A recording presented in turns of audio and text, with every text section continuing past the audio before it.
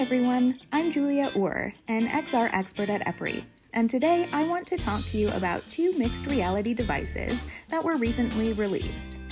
The MetaQuest 3, which came out in late 2023, and the Apple Vision Pro, which was released in early 2024.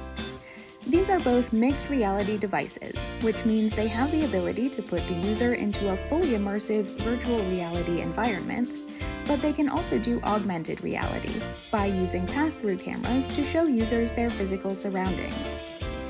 This is an exciting type of headset because it has the potential to let users interact with virtual content without impeding situational awareness too much. While the Quest 3 and Apple Vision Pro have a lot in common, they also have some important differences. From the outside, the first big difference is that the Quest 3 has handheld controllers, but the Apple Vision Pro does not. The second big difference is that the Apple Vision Pro's battery pack is attached to the headset by a cord, while the Quest 3 has an internal battery. These differences may impact the types of use cases that each headset is best suited for in the electric power industry. There are also important differences inside these devices. Let's take a look inside the Apple Vision Pro first. The Apple Vision Pro really emphasizes augmented reality. Its default environment is the pass-through view of your physical surroundings. It tracks your eyes and hands, so you interact with digital content by looking at something to hover over it and pinching with your fingers to click. You can open flat applications like the browser and use them similarly to how you would on a phone or laptop. But on the Apple Vision Pro, you can make the windows as big as you want. You can connect a Bluetooth keyboard and trackpad, and you can open different windows and applications and place them around your physical space.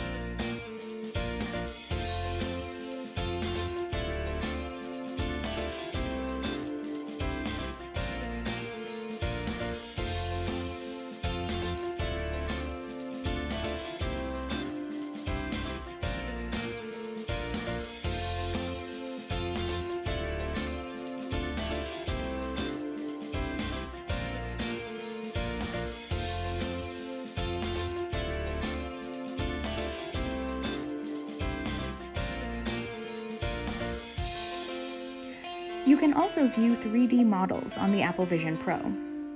The display resolution on the Apple Vision Pro is higher than the Quest 3, so you can see a lot of detail.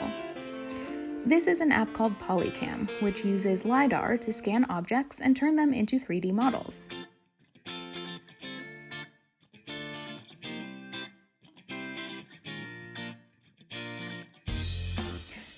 Here's a larger scale model in Polycam.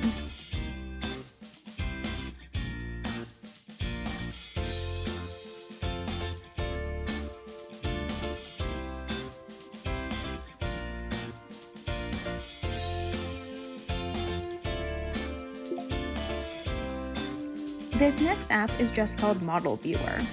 It lets you interact with 3D models by showing how they would be 3D printed, changing the color, looking at a wireframe, and rotating the model by pinching and grabbing.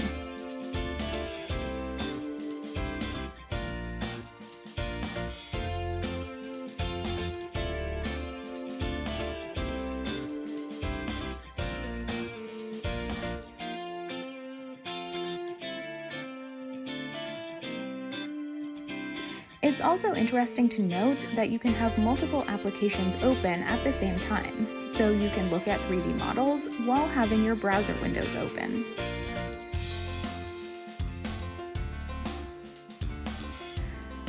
Next, let's take a look inside the Quest 3.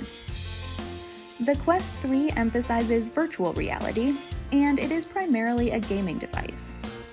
While it does have flat applications and work environments, the immersive applications are really more interesting.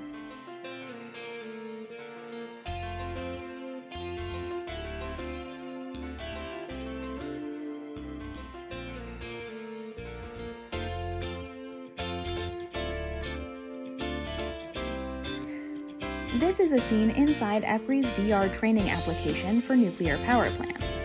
You can use applications like this to train workers in VR so they get lots of practice in a safe environment before trying the procedures in the real world.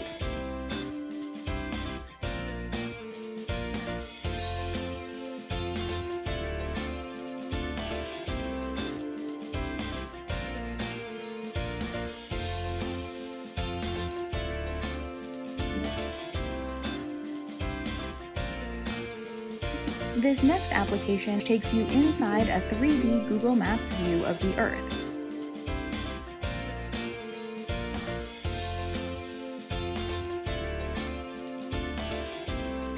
It's a multiplayer app, so you can look at these maps with your colleagues no matter where they're physically located.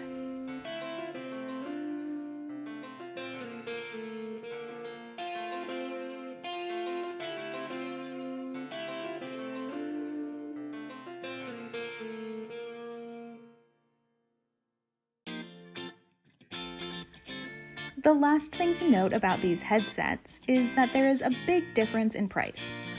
The Meta Quest 3 costs around $500, while the Apple Vision Pro costs around $3,500. The Quest 3 is aimed at a general audience, and it focuses on gaming applications, while the Apple Vision Pro is aimed more at developers, and it focuses on work-related applications.